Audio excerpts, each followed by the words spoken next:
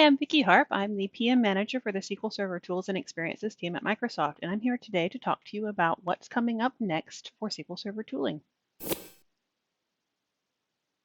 So let's get started.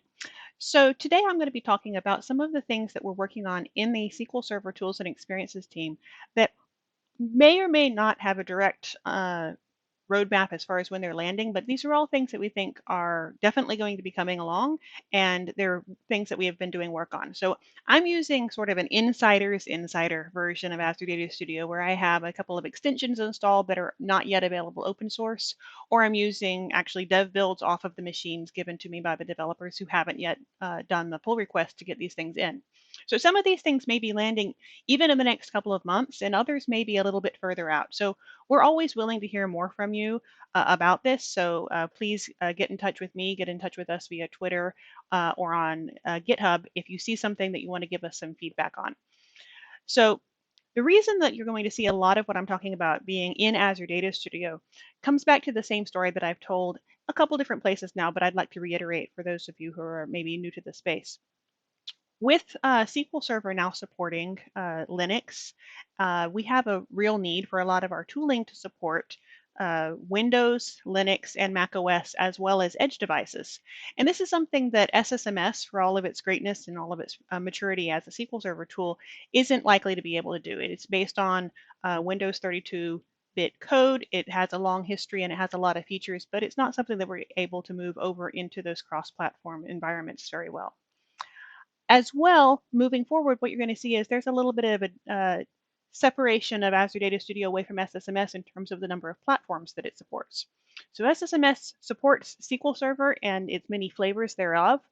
But as you can see here, one of the things that I want to demonstrate in the futures section here is that we are able to support more different data platforms in Azure Data Studio beyond SQL Server and its various service offerings.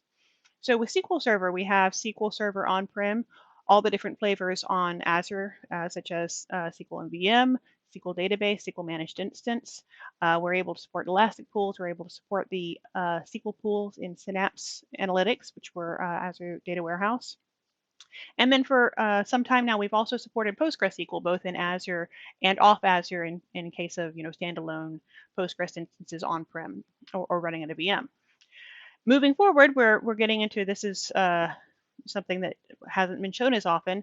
We're going to be supporting MySQL and MariaDB as well. So whenever we add these additional platforms, and we also have Kusto down here, one of the nice things about Azure Data Studio is that because of the model in which it's built, most of the features, the foundational features like the editor, the ability to use graphs, the ability to use source control, the connection view lit, and the notebooks all work just as well, or in much the same way for the various different database types, rather than being really distinct separate tools with kind of an orthogonality around what's available to them. So if I go into here, I can view my databases in much the same way for all of these different platforms. Well, that's a character set, but I can go to databases for all of these. And then if I wanted to go and manage, I can see a dashboard for my MySQL, and I can also see a dashboard for my SQL Server. And now they're going to have different things available according to what those different platforms have chosen to put onto their default databases or what's available in their extensions. But fundamentally, you have the same experience. Now, if I were to go into here, I can also do things like do my, let's see, test here, go to my tables, do things like do a select top 1,000 rows, and it's going to work in the same way that you would expect from the rest of the database systems. And then finally, of course, I can do things like do a new notebook if I wanted to run, say, that same query over here in a notebook. It would work in the same way. So that's one of the ways that we're wanting to push Azure Data Studio into a more of a tool for all of Azure data and not a tool for SQL Server alone. And I recognize that this is a presentation largely about the future of SQL, but I wanted to start out by showing you that kind of future and that direction on it. In terms of integration with SSMS, we will continue to make a lot of these things available through kind of deep integration in SSMS, where you can do something like in the server tree, right click and say new notebook, and it will open a notebook, but it will be doing so via Azure Data Studio which allows us to continue to maintain and grow this code base, which is cross-platform by nature, and not to be trying to backport things that work, on Linux and on Mac OS, but then don't work on Windows, and we have to therefore write it 2 times. It allows us to go faster, and it allows us to streamline our experiences. Another reason that Azure Data Studio has been kind of important to us as a tooling investment has to do with accessibility. So one of the things I can just demonstrate here, let me close these, is kind of the expectation from the get-go that Azure Data Studio is more accessible. So one of the basic things we have here is in the color themes. So we have, I've been showing the default light here, and we can go over to our default dark experience. But then you can also pick all of these other themes, including high contrast.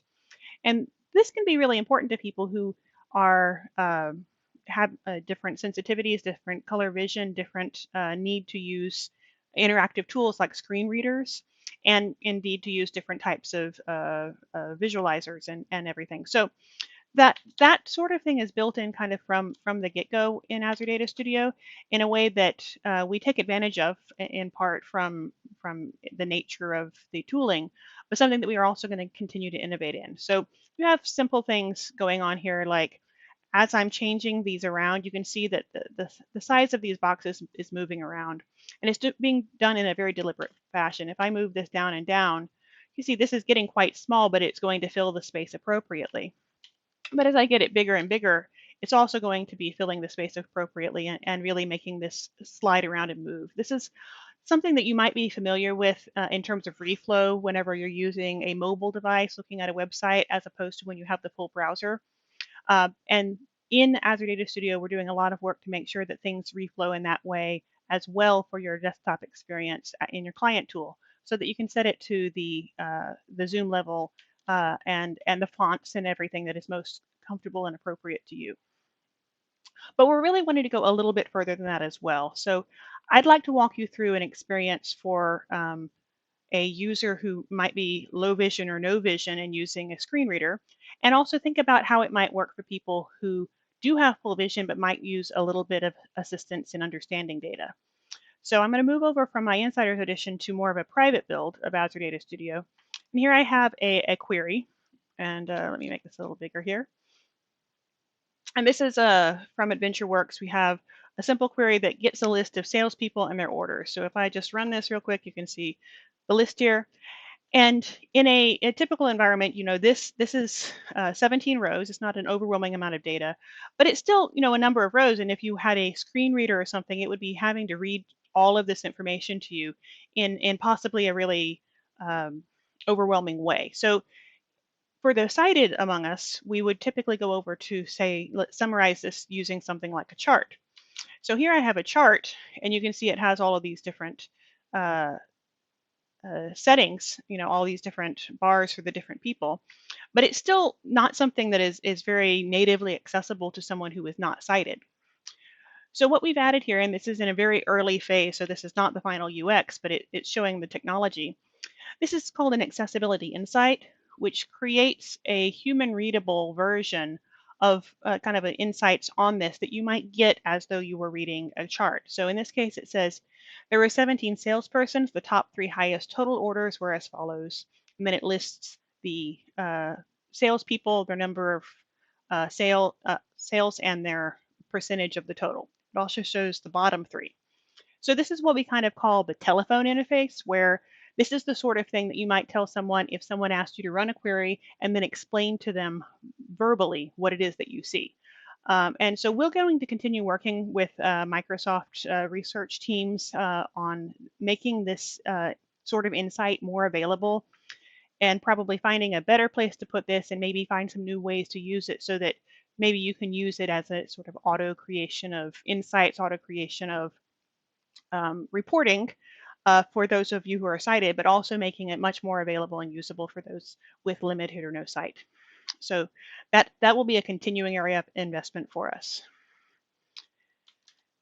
Now, to move back over and change topics a little bit, I want to talk a little bit about where we see notebooks going for our data users. So notebooks and the notebook interface has turned out to be something that's quite important for a lot of our users. So let me actually open the folder that has my notebooks in it. Um, and I suppose I don't have it. Go down here to files. There we go. Um, the notebook concept has been really quite popular with our users in terms of the ability to combine, this is that same query that we saw before, human readable text, executable code, and then insights such as graphs and result sets in a way that is shareable. And this is something that we are doing in Azure Data Studio, but we're also working across Microsoft to try to better expand the availability of the SQL kernel and other data kernels to other notebook offerings so that this sort of experience that you're viewing here in Azure Data Studio would be portable over to other notebook types as well in VS Code and over into other open source offerings, even outside of Microsoft, so that this can be a really truly portable form of sharing data. We're hearing a lot about how these are being used and anticipated to be used for troubleshooting guides. So for example, if I go to my SQL 2019 guide, let's see, I might have gotten an error. This is what I get for demoing on the latest and greatest. But we do ship Jupyter books that have troubleshooting guides that you can then share with your users and update directly. So toward that end, we're trying to make it a little bit easier for our users, you and your colleagues, to create extensions that are built around notebooks and around Jupyter books, which is a combination of Jupyter notebooks, so that you can share these insights with something a little bit more advanced than just sharing a file. So here I have my sales by salesperson notebook, and let's say that this was something that I really wanted to share across my entire org, and I didn't want the people who were using it to have to go into the process of doing updates from GitHub. I don't want to maintain a repository, something like that. I want something that's a little bit more built in. So with Azure Data Studio, we do have this extension mechanism by which you can get updates through an extension whenever they're published fresh.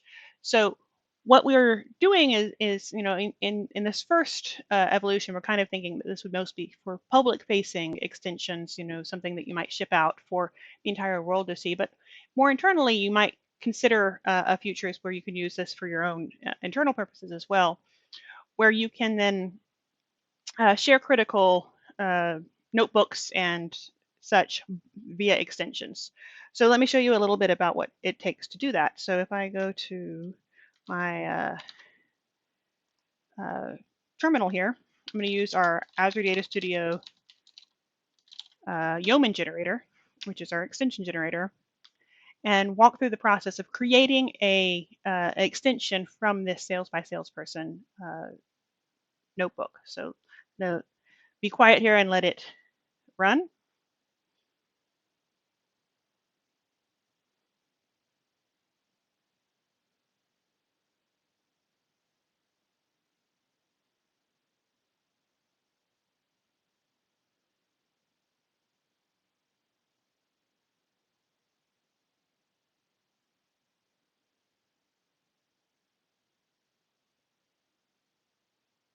All right, and now it's run, and that took a couple seconds, so I think we'll probably edit that a bit. And let's go down here to, I'm just using the arrow key to go down to say new notebook, individual. So I'm going to say test sales by salesperson, Microsoft. This is all fine. So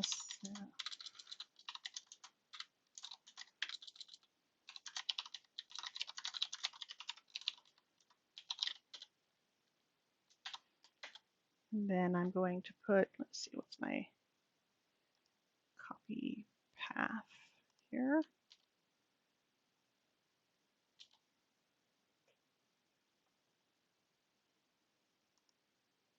Ah, there we go. I think I got it done. And rather than waiting for that, no. So moving back over to my regular Azure Data Studio Insiders version, I want to take a few minutes to talk about what we see about notebooks and the future of notebooks. So notebooks are a concept that we added approximately 2 years ago into Azure Data Studio around the time of it going GA. And they've been iterated upon ever since. So at first we were only supporting Python. Now we're supporting a number of different kernels. And if I were to go and open up one of my notebooks here, you can see we've got now at this point Custo, Spark, Scala, R, Python, PowerShell, and we're trying to push beyond. So I we've also been doing a great deal of work around the usability of the editor within Azure Data Studio. But when we're looking forward, we're thinking beyond Azure Data Studio. We're thinking about notebooks as an interaction method for people working with data. And so that means uh, working so that this notebook here, created in Azure Data Studio, works more smoothly across other viewers besides Azure Data Studio. Visual Studio Code would be a good example. Other web-based and client-based Jupyter viewers from across the open source and Microsoft spectrum. And so we're doing work to make sure that our kernels list in Azure Data Studio continues to grow with the needs of our users, and the availability of these kernels, such as SQL, Custo, etc., goes out into the different places that people are using notebooks, so that you can really have a portable data format that maybe one particular user wants to use Azure Data Studio to do their work, and then they want to send it to somebody else who's going to view it in a different editor entirely. The other thing that we're finding is that the concept of notebooks as something that people want to use as troubleshooting guides, as books, as best practices is something that we're seeing happen organically, and we want to really support that. And to that end, we're doing some work to, allow uh, more advanced forms of sharing notebooks beyond simply the file sharing format, which does work. You can certainly use source control, Git, file shares, etc., to push IPYNB files back and forth across your network. But we're also wanting to take it a little bit further. So one of the things that we added in Azure Data Studio in SQL Server 2019 was this concept of going to the command palette and opening a Jupyter book with the SQL Server 2019 guide. And so over this past summer, our interns had actually been working to make sure that that was possible for users to do themselves with their own notebooks. So let me just pull this up and kind of give you an example if I run my Yo Azure Data Studio generator. And this may take several seconds to run, so if necessary, I may do a small edit. You might see my uh, expression change suddenly. All right, so now it's loaded. Let me just drag this up here so we can see a little bit more. So we have this Azure Data Studio extension generator, and I'm just going to use the up and down arrows here to go down to new notebook individual. So just for the sake of this test, I'll say test extension. I'll put Microsoft is fine. I'll give the default. And then we'll do sales by salesperson for AdventureWorks. And yes, I do have an existing notebook. And let's find the path of it. So let me just copy that path and then use everybody's favorite. Just paste it up here and get just the path here. And then say, yeah, I'd like to include that one. And off we go. Now it's running npm install, and it's going to get all the dependencies together for this extension. So rather than making you wait on that, because it will take a little time to pull down all of the dependencies, I'll go over to where I had actually already done this in Visual Studio Code. So I basically, whenever this completes running, you open up the created folder in Visual Studio Code, and then you can see it's actually already created all of the code to add that notebook as an extension. And then you can go through and take a look. And here in the content, we can see the IPYNB file itself, which is the notebook. So having done this, we would run a command called vsce package to generate the v6 file. So you can see I did that earlier today. So I have this v6 file. and I can go over here into the extensions and install from V6. So I'm going to install from V6, hit my sales by salesperson there. It's going to say it's third party, which it is because it's not coming directly from Microsoft, even though in this case I do work for Microsoft. So it's going to install that. And then once it finishes up, let's do Control Shift B, and then I'm going to put sales, launch notebook, sales by salesperson. So I just run that and hide this away. You can see now that sales by salesperson is actually built into Azure Data Studio in the command palette. So if you can think about troubleshooting experiences, the sorts of things that you might want to put in blog posts, etc., you could put those available on the Azure Data Studio market or distribute the V6 file, and then it would put the experience directly into Azure Data Studio. I also anticipate that this is going to be a good way for us to test new experiences and give things like scripts and SQL and everything to try out things like, let's say, encryption, etc., that would normally involve working through a lot of documentation, and we can put it right into the tool where you can play with it. So that's kind of where I see that going. So finally, maybe not finally, but the next step that I want to show you here is, kind of our thinking around the developer experiences. So I was over here in VS Code for a little bit, and so I want to kind of come back here and point out something that I kind of eluded right past, which is that we do have a SQL Server extension for VS Code, and you'll notice here that it does have the same experiences as Azure Data Studio in some important ways. So if I go over here, I can do my select top 1,000.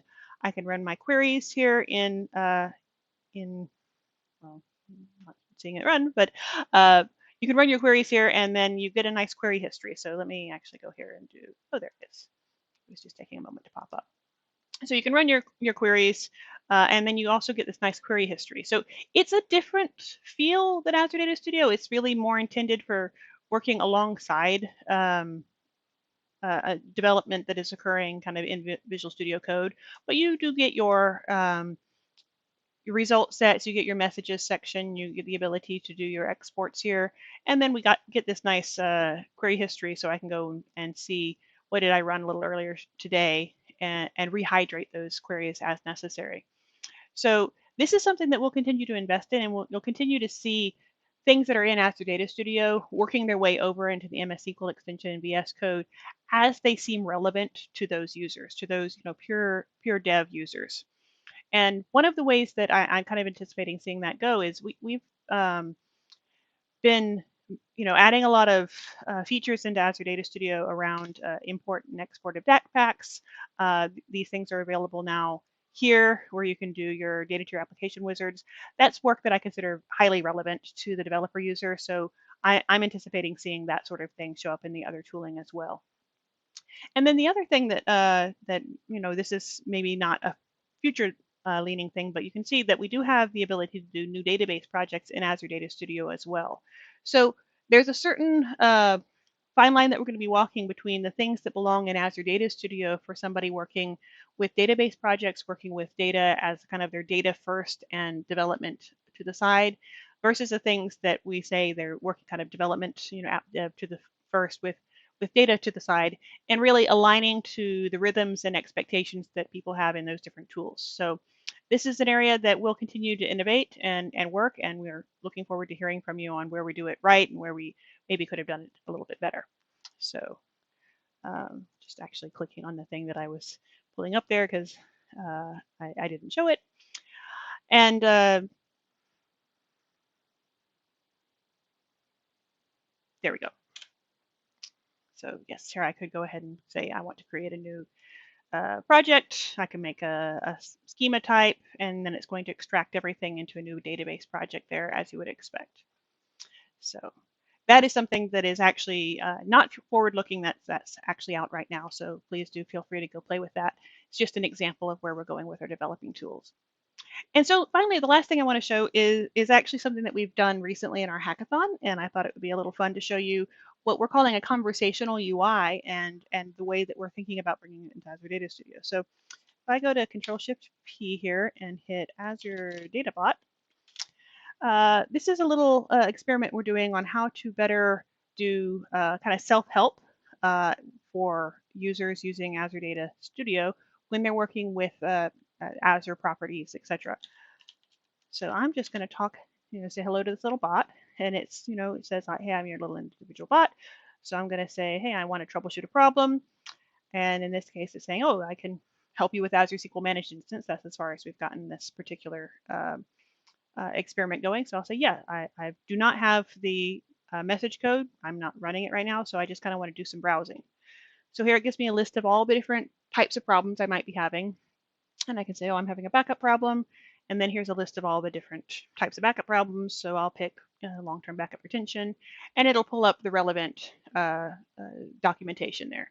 So this sort of conversational UX is something that we're looking at in the future to possibly bring in a little bit more of an active help, where you can maybe encounter an error, copy it over here, and get some help from a data bot to help parse through all the documentation rather than having to do an alt tab experience, searching through documentation yourself. Keep it kind of within the tool so that you're not having to shift away as much. So that's we're not quite sure when that will land, but this particular interface was put together in a couple days, again by a number of our team members and interns during the summer hackathon. So be watching for something coming here.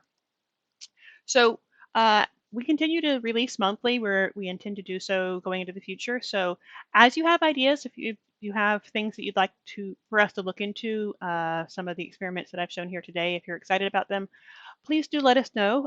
We're moving fast and want to continue to move even faster. So very much appreciate your support and your attention today, and have a great day.